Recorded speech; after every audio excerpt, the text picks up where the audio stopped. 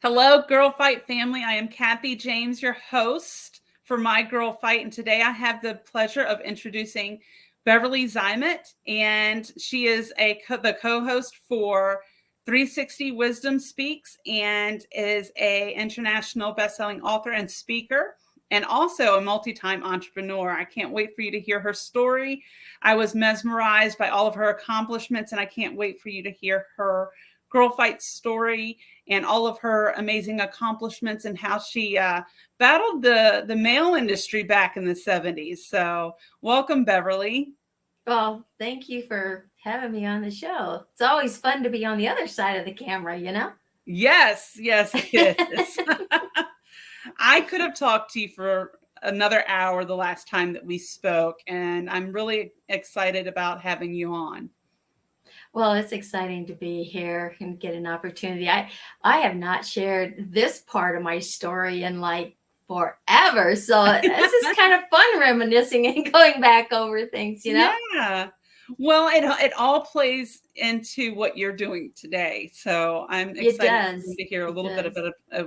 about what you're doing today as well. The last we spoke, you told me that you handled yourself pretty well as a female in the mail industry back in the 70s, but not only a female in the mail industry, but a female entrepreneur in the 70s. Can you tell us a little bit more about that? Yeah, I grew up as a tomboy, the second oldest of 11 on a farm in the Midwest. So, you had to build those muscles. And I was always in competition with my brothers because I felt I was my dad's son until they came along.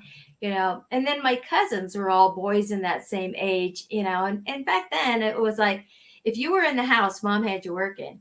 And it's like, so you did everything and anything to be gone outside, out of sight, and do whatever. And so I was very much in the outdoors and still love the outdoors. Yes. My dream was to travel and to just be, going around the world and just seeing everything that's out there.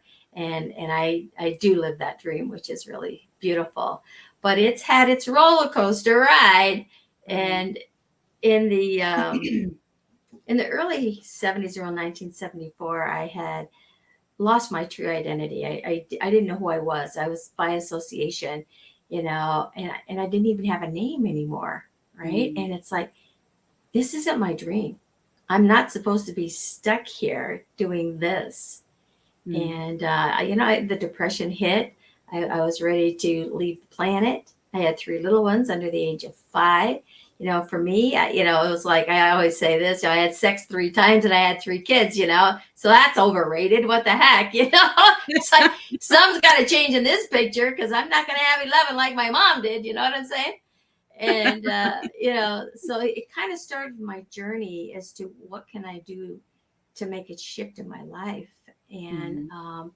I started living and building that life for just my kids and myself, and Mhm. and doing. I loved arts and crafts, so I started doing that and compiling money because I knew I was going to be leaving. I knew I was going to get out of this dead end marriage.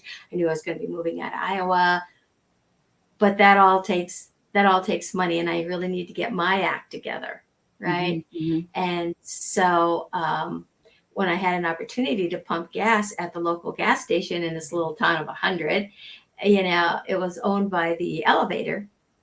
And I said, yeah, I'll do it. Right. 'Cause I mean, stick a nozzle in and pull the trigger, is no big deal. But I was bored. It's like, oh my God, I got to do more than just sit here and wait for somebody to get gas because there's not that many people in this town. You know what I'm saying? Sure. Sure. And so it's like, okay, I'll start changing tires. I know how to change tires, right? So I did that, and then I started changing oil because I knew how to do that, and and then I started changing spark plugs and all that kind of stuff, just the light stuff, Yeah. and and so Bob from B&D Automotive out of Algona is a parts store, because in the country you had to drive to get to anything. Well, he Right. had an outside route, and so he would stop at all these little towns and these little areas, and he stopped by the gas station, right? And I said, yeah, I need some of this stuff so I can do things, right? And so he would stock me with a few things and whatever, so that I had something to do when people would come in, and we'd get in these conversations, and he offered me a job to go to work for him in the parts store in outside sales, right? And take over his route. And I'm like, okay, I agreed to do that. I said, but I'm taking the summer off because I had made a pact to myself that I was not going to work outside of the home until my kids were all in school. My daughter at that time was in kindergarten, and she could come up to the gas station with me or whatever, and we just do whatever, writing and read stories, and then she'd jump on the bus there, and off we'd go. And so I did, and then I called them, and kids are going back to school. And I was still writing for the newspapers. I wrote for 5 different newspapers too, which was a lot of fun. So that's part of why I'm a writer today, Yeah. And so I did start working at the parts store doing the route. I increased their business by over 800% in 9 months, and that actually was a nice big paycheck, which really helped me put the money together and build so that I could get out of Dodge. And Right. So it was like, you can't leave. I said, yes, I can, right? But Bob and I, to this day, and that was in 1979 when I left Iowa, and we are still friends today. Oh, that's awesome. Yeah, which is really nice. And then moving to the big city of Denver, I wasn't sure what I was going to do. My sister said, you can stay with me till you get on your feet. So about 3 months, I was, figuring out what I was going to do. Well, real estate isn't what I wanted to do, that's for sure. And I finally did get a job doing invoicing, but I kept looking, and I found a job I was driving a truck and selling sandpaper, right? And it's like, I can do that, right? And so I drove heavy equipment, on the farm, so it's no big deal. And so I applied for it, and I got it, and I had to build up from scratch, right? Now I knew more on the mechanical side, but I did know a little bit about paint and body, a little bit about sandpaper and stuff. But so I built up a really strong following, where I was doing quite a bit of business with a lot of shops. And it's probably about 4 months down the road. Now I'm on commission work. Okay. And, so you write your own, paycheck with commission. And so the guy I was working for, let's just put it this way, he was not in that real friendly, nice guy.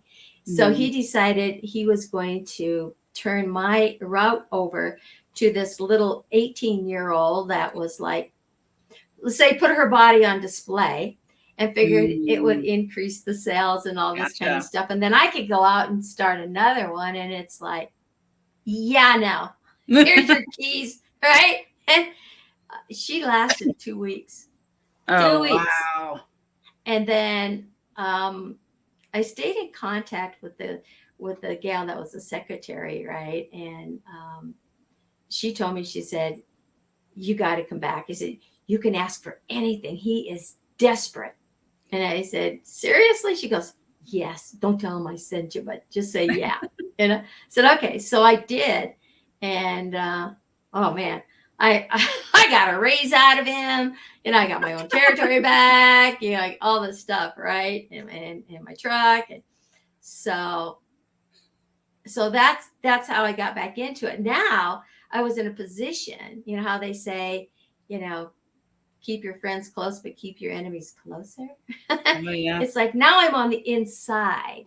What can I do to be on my own? Because I had someone that was supporting me, but again, getting into the right places to buy things. So I wasn't able to go into the warehouses to buy wholesale, because they weren't going to look at you because you weren't a brick and mortar. I Sure. wasn't selling paint, and I wasn't a male, right? Right. And so I was turned down, but I became really good friends with the 3M rep. Told him what my situation was. He says, I'll introduce you to somebody. So he introduced me to a gentleman that was another paint store, and it was Allen Paint. And Jerry and I are still very, very good friends to this day. That's awesome. And he said he liked what I was doing. And yeah, I was his competition, but he didn't feel that I was competition. He loved that part of it. And and now I'm 4'11 3/4. So I'm just this little thing, you know. Yeah. And we clicked, and he says, this is what I'll do. He said, I'll help you get started. So he would all I would have to do is call my accounts in the morning, tell him what I needed, and then he'd call the warehouse, and it'd be on the desk. When I'd come in, I could pick it up. The same warehouse that wasn't going to do business with me because I was a female, right?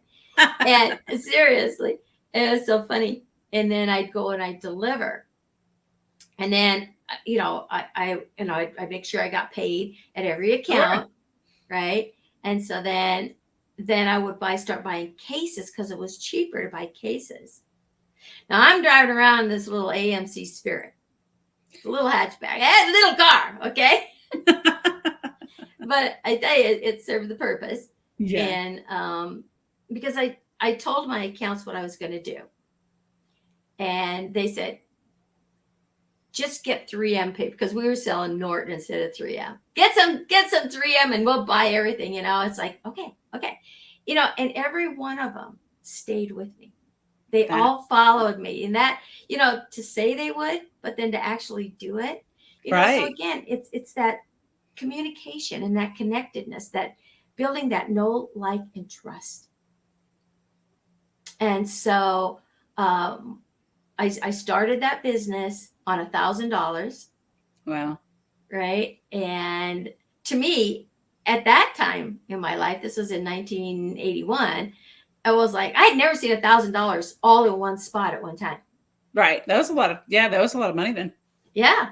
And and so it's still a lot of money now, but not near. Yeah, you can't buy as much. You can't necessarily start a business on $1,000 now. Yeah, exactly. And so it just kept growing. Mm-hmm. And then finally, Jerry, what Jerry did in his shop, in the back where he had all of his supplies, he blocked off an area just for me, because he knew what I was doing, right? And I was building it up. And I think I was there 2 months when I finally got my own space, right? And and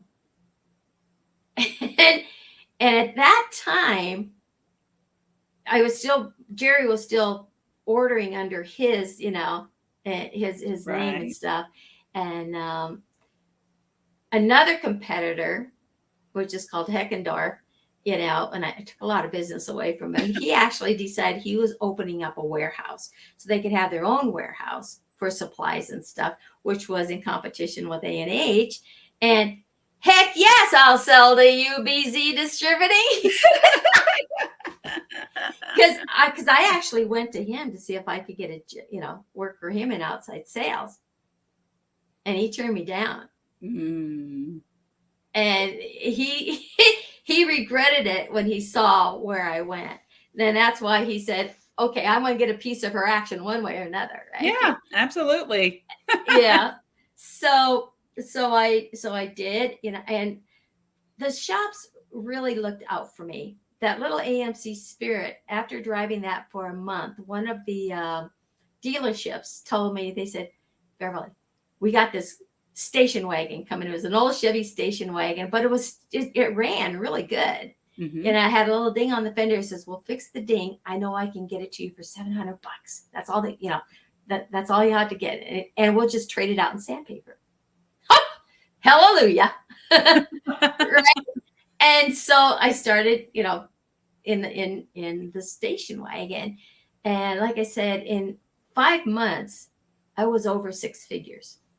Mm. And I think 4 months into it, we went out and bought a brand new Ram Charger. Wow. Now I have lots of space, you know? and then it just went up from there. I ended up getting, that same year, I got a van. So it was, an empty van. I had someone working for me. So now there's 2 girls out there doing their thing. And the other warehouse decided that they were going to start selling to me.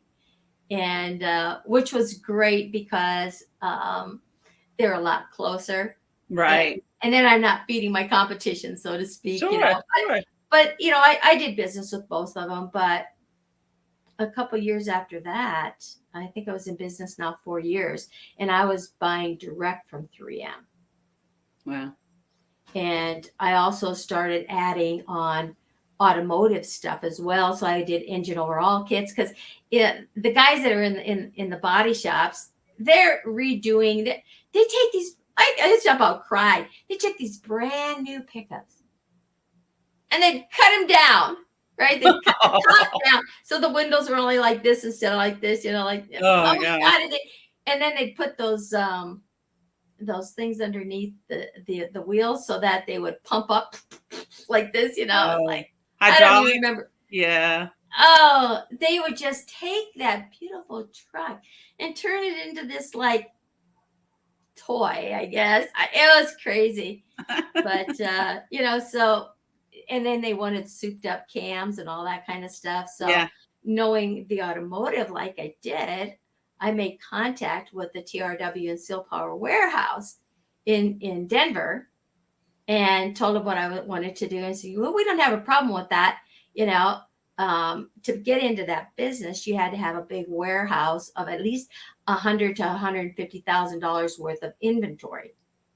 That wasn't going to happen. Right. And they said, this is what we're going to do for you. We're going to put you in contact with this person down in Colorado Springs because they like new things. So I talked with them and they said, yes, we will definitely let you run under our umbrella. So all I ever had to do was call stuff in. It'd be on the desk and off I'd go. And I made a lot of money with just engine overall kits. There's a lot of money in the automotive business.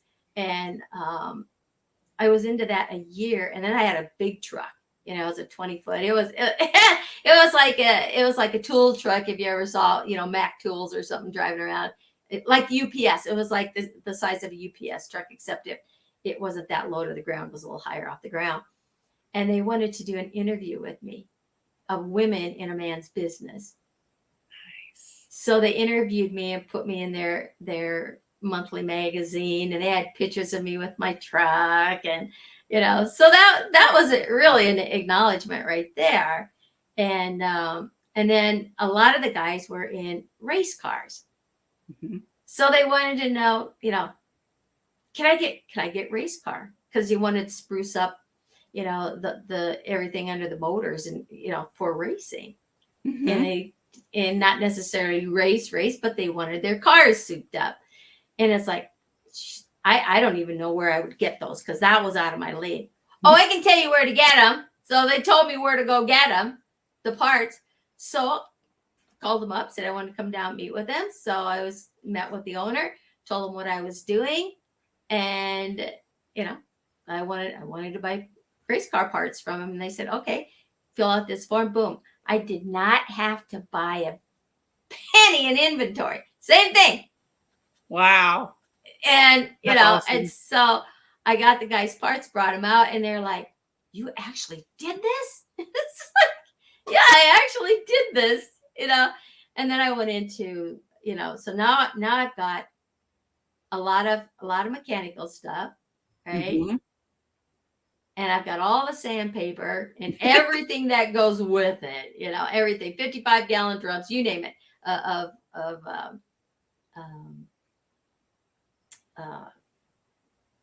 acrylics and just everything that you needed, right? And I didn't sell paint, which is fine because that's a nightmare.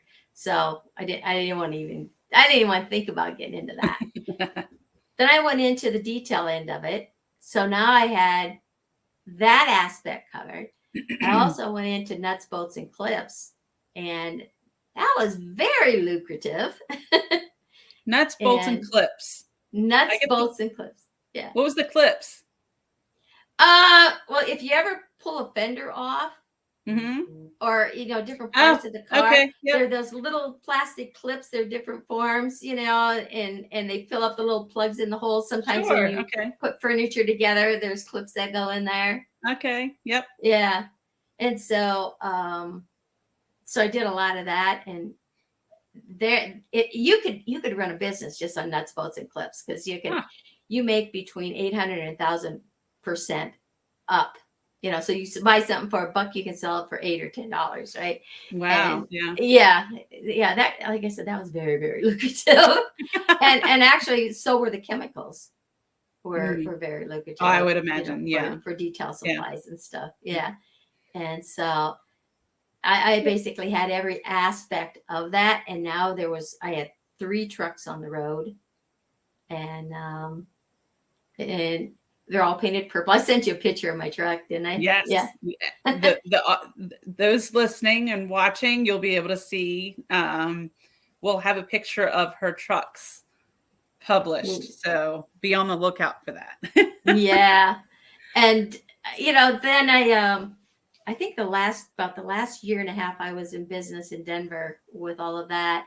One of the other paint stores, and I had a rapport with all the paint stores, and these are paint stores that had been in the Denver area for 50 plus years. Wow. And they all respected me and they trusted me. So when I was it didn't matter what place in town I was at, a lot of these companies had 4 and 5 stores scattered throughout, the different towns. Because I went all the way from Colorado Springs up to Loveland. Mm-hmm. So I covered a big territory. I could walk into any of those paint stores in their back door, take off their shelf what I needed, let the guys know, hey, I'm taking da-da-da-da, I'll give it back to you next week. Okay. All verbal. Come back the next week. Here's your stuff. Okay. And never questioned it. No, none of them ever questioned it. They respected me, and that meant a lot. Yeah. That meant a lot. And so this other paint store, we were really good friends as well. He goes, okay, the competition in paint was getting really heavy, and he sold DuPont. And I had a lot of accounts that did DuPont. And it's like, Beverly, all you got to do is sell it, call in the order, and we'll take it out. Piece of cake.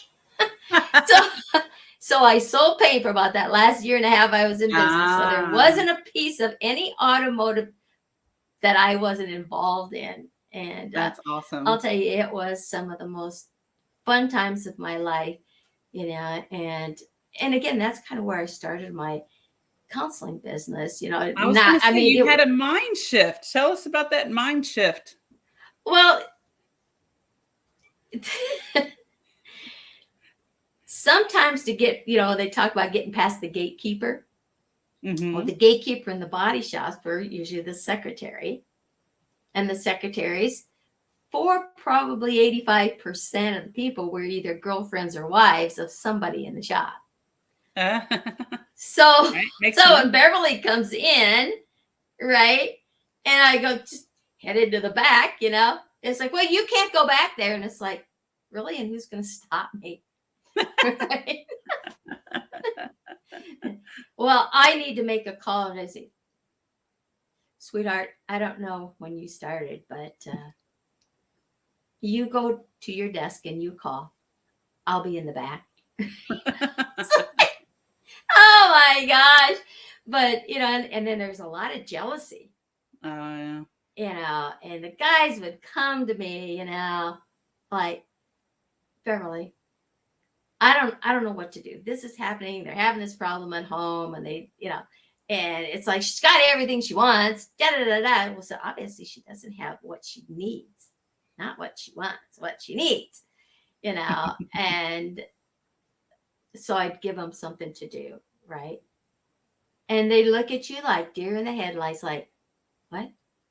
That's not gonna work. And I said, all right, let's make a deal. Tell you what, if you do it and it goes south on you and it doesn't work, I'll give you a case of tape next week for free. But if it does, you got to start buying nuts and clips from me, right? Or something that they weren't, right? And they're like, deal. Because a case of tape at that time was like $65, you know? Wow. And so never failed. They'd come back and it's like, it worked. And it's it really worked. It's like, oh, so I don't owe you a case of tape? No. Well, do you need any clips today? I don't know. Go back and check it. I love it. So, and that really worked. I'm telling you, I picked up a lot of additional stuff that way. You know, but again, it's when your word counted. Yeah. There was integrity. Yes. Right. And that followed me through. I sold my business in 1989, and you know, I got into it at the right time and I got out of it at the right time, because there was a lot of major competition coming down with the paint stores and stuff like that. And so what they were doing is, because they were losing a lot of that other business, the sandpaper business and the little, Sure. you know, the little stuff business, and they wanted to try to get it all back into the store. So they were putting paint booths on. You know, we will give you the paint booth, but you have to sign this 2-year lease saying you will buy all of your supplies from, right? And so that would have turned my business south real fast. So and it's like, well, this piece of cake, I'm leaving at this time. Perfect timing, you know?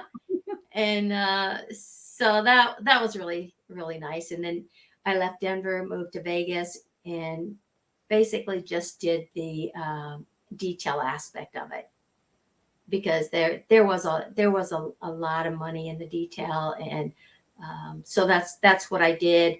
I did that for a few years, but I was really getting very deep into the metaphysical at that time and that spiritual stuff. And my oldest one had graduated. My second boy was a junior, or he's going to be a senior when we moved. And so he was going to finish his senior year out, and he lived with his brother.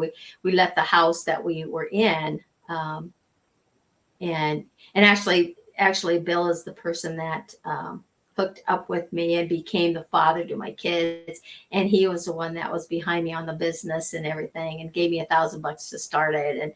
And it was, you know, good thing he was there, because then he could do the books and all the ordering and stuff, because it got so big so fast. So we moved to Vegas. Both of my boys stayed in town. My daughter went with me. She was a sophomore in high school. And so it was going to be her junior year when we got there. And now she was out of school. So we'd been there for 3 years. She'd graduated, and she was, you know, getting her own position and all that kind of stuff and doing. And I was getting burned out anyways. And I was really into the metaphysical and the whole spiritual and the intuitive stuff and energy healing work, working a lot with frequency and vibration and understanding that world. And I did a lot of psychic work.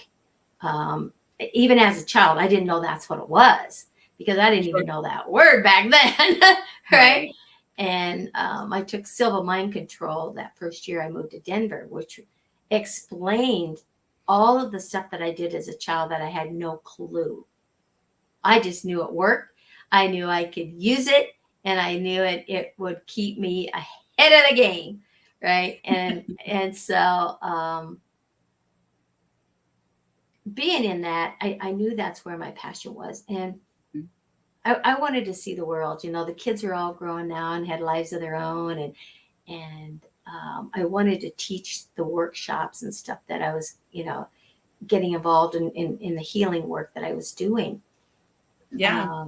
And so I ended I ended up selling the business. Bill bought me out, and it was a tough decision, you Mhm. know, and it was we had a lot of really deep talks, and and we knew we were holding each other back from fulfilling what that purpose was. And I can still remember as yesterday the day I drove and left the house and started my time on the road, because I bought an RV, which was a dream from 5 years old, right, and made that happen. And I drove that out of the driveway, and I mean, tears were just flowing. It was hard because Bill and I still loved each other, but we knew there was more that had to happen, and we remained friends, you know, all through, you know, the rest of our lives. He passed away a few years ago, Mm. but we were still very good friends through all of Mhm. that, and he still was the father of my children at that point, you Sure. know. And so, you know, that when you look at how these experiences happen, and everything that I learned in that automotive business just filtered right on into the whole spiritual world that I was doing. And Mm. it helped me find myself, which Mm. now I help others find themselves. What is your identity? What's your true identity? You know, what Right. are the traumas? What are the emotional things that are holding you back? You know, and if you want something bad enough, then nothing can get in the way, Right. right? And I mean, I went into like a bull in a china store because I was out to prove to the world that nobody was going to stop this little chick, you know? There you go. Yeah, and, absolutely. and it doesn't have to be that way. And I know that now, but back then I didn't. And I did with what Sure. I knew. But you can overcome any obstacle that gets in the way. And when you can begin to unite, when you balance the masculine side of who you are and the feminine side of who you are, now you become a whole being, and there is no competition out there Mm. that can defeat you. It's the competition in here that Sure. defeats you, Sure. right? Right. No, I Yeah. get it. So I think that you've done amazing things. You're doing amazing things now. Uh, pioneer in the virtual reality world. Oh Who would my have thought gosh, yes. that? You come Yeah, from that automotive to virtual reality. What? uh, well, you know, That's I amazing. you could just say I left this reality, went to that reality, right? But it's amazing. Well, I it think that is. Yeah. yeah, I think that your story and your drive and your success and your heart is a testament to all women who aspire to chase after their goals, or to rise above a challenging situation, whatever. You are a great testament to that, and I'm super glad that we've had you here. Well, it was a pleasure to be here, you Yeah. know, and it is. I mean, you're given an opportunity on this planet to do so many amazing things. Yes. And the beauty of this planet is it's breathtaking. And no matter how many times I revisit some of the same places, it's always different. And Yeah. you know, we're different as well because we grow on that journey. And so your perception is completely different from the first time you may have seen the same scenery. I have taken pictures of the same stuff, and then I go back and I look at it, you know, the different years, and you can actually spot the differences, and how I took the pictures, you know, to line it up in a different, a little bit different angle. Hmm. It says something about how I perceive how I'm looking at something from that different angle. It's the Sure. same picture, just a different twist, just a different Yep. view, Yep. right? Yep. And that's part of that growth. That's part of that Yes. change. That's part of that transformation. Now, someone once told me, it's like, do you know the difference between change and transformation? said, I never really thought about it, Hmm. you know?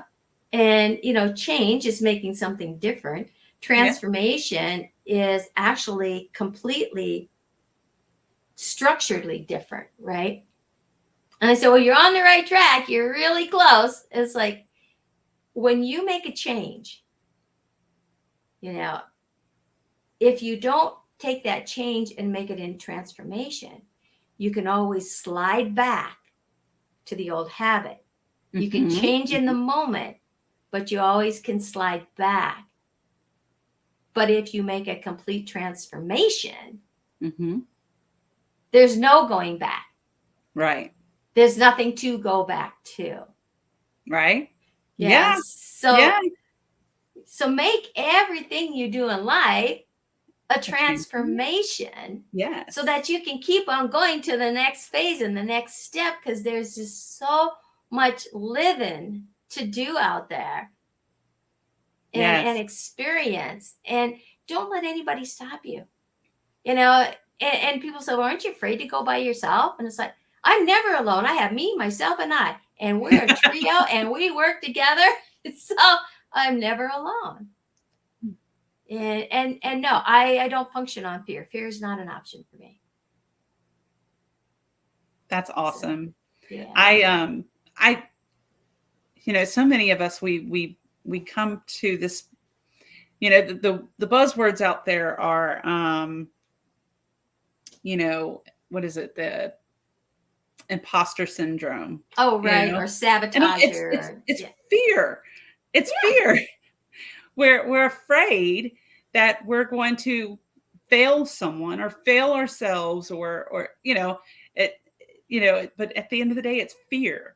It And if we is. can stand up to fear, then we can accomplish and conquer so much. And I'm I'm a testament to it. You're a testament to it. It's possible, you know. Right.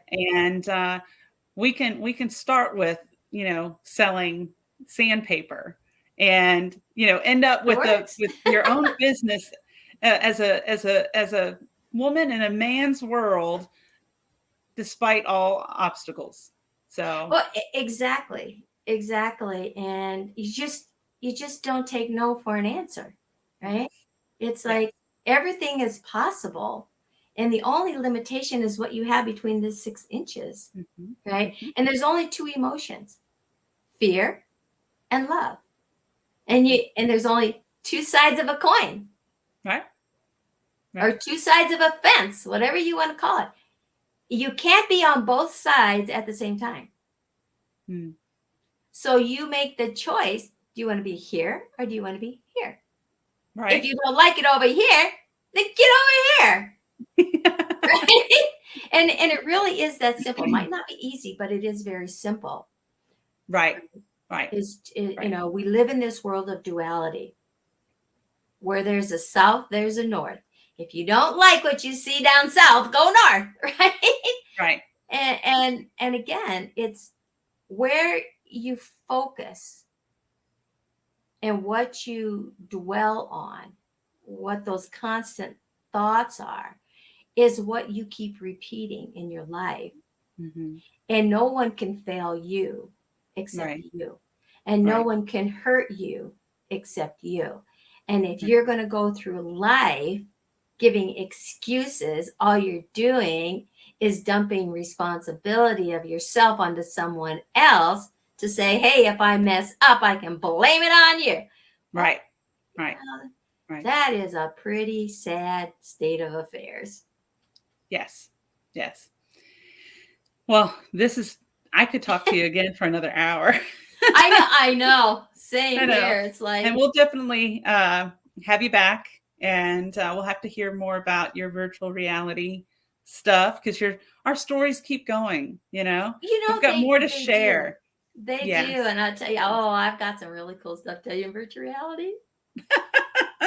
One thing I'll leave the audience with virtual reality, Yes. because this is really pertinent for everything that you do in your life. We're speakers here. We Mhm. want to get our stories out and share, right? Yes. But stage fright is greater than dying. Most people are afraid to get on that stage more than they are to die. Well, when you're in virtual reality and you get that little avatar up there on stage, let me tell you, there is no shutting that avatar up because their confidence level skyrockets and they give the talks of their life. It is so amazing to watch that instant confidence skyrocket when it's their avatar talking up there instead of their physical body. It's that self conscientiousness, that self, that, oh, is my hair okay? Is my makeup okay? Is my clothes okay? And you don't have that when you're in the avatar, right? Which is really kind of cool. And another thing that happens in virtual reality, your retention skyrockets, your recall skyrockets, and you build new neurotransmitters that move throughout the body. Wow. And, so all of these things are really relevant when it comes into the virtual reality space. And, there's thousands of platforms out there. We are not a cartoon. We are not a game. We take virtual reality serious because we have space for every single one of you in your business to start working with other business owners and collaborate and support each other. And we have 125,000 spaces to do it in. So, and you can own one of those if you want to. And so there's so much that happened. We will definitely have to come back and talk about that and maybe show some slides on how it actually works and how it is really going to change the world, because that's where we are right now. So being a pioneer is like, this is like right up my alley. You know what I'm saying? And so that change isn't just a change, it's a transformation. And it's going to happen with or without you. But I'm telling you, you're losing out on a whole lot of fun. And it's all global. And so, we definitely have to come back and talk about that. Yes. Well, I think pioneer is a perfect stamp for your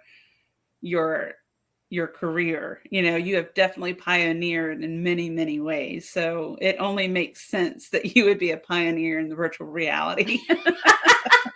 You wouldn't have known that back in the 70s, but here you are. And I'm tickled to know you, and that we can continue to grow our relationship with one another, and can't wait to hear more about all that you're doing. Oh, sounds wonderful, Kathy. Thank you so much for having me here, and thanks audience for listening. Yes. I just love it. And hey, if anybody's listening out there and wants to get on a 360 Wisdom Speaks and talk from their heart, we're ready for that too. And yes, Kathy, we got to get you on our show. Oh, thank you. Yes, we your information will be published along with some resources for the audience. So make sure that you definitely check out the 360 Wisdom Speaks, because it's pretty cool. It's a good space. All right. Well, thank you, Beverly, for coming. And if you have any questions for me or for Beverly, feel free to reach out to me. I'm Kathy at mygirlfight.com. Have a great afternoon. Bye-bye.